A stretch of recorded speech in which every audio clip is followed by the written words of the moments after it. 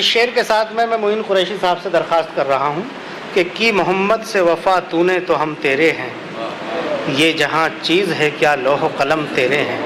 मोइन कुरैशी साहब आएँ और नातिया अशार से इस महफिल का बाबरकत आगाज़ फरमाएँ। नात के 2 या 3 शेरों के लिए हुक्म हुआ है तो पेश करता हूँ।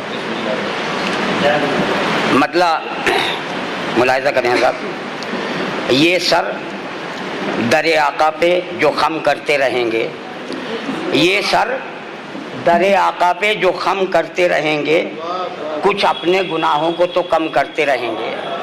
ये सर दरे आका पे जो खम करते रहेंगे, कुछ अपने गुनाहों को तो कम करते रहेंगे। बातिल हमें गुमराह कभी कर नहीं सकता, बातिल हमें गुमराह कभी कर नहीं सकता। अतवार नबी खुद में जो जम करते रहेंगे, बातिल हमें गुमराह कभी कर नहीं सकता।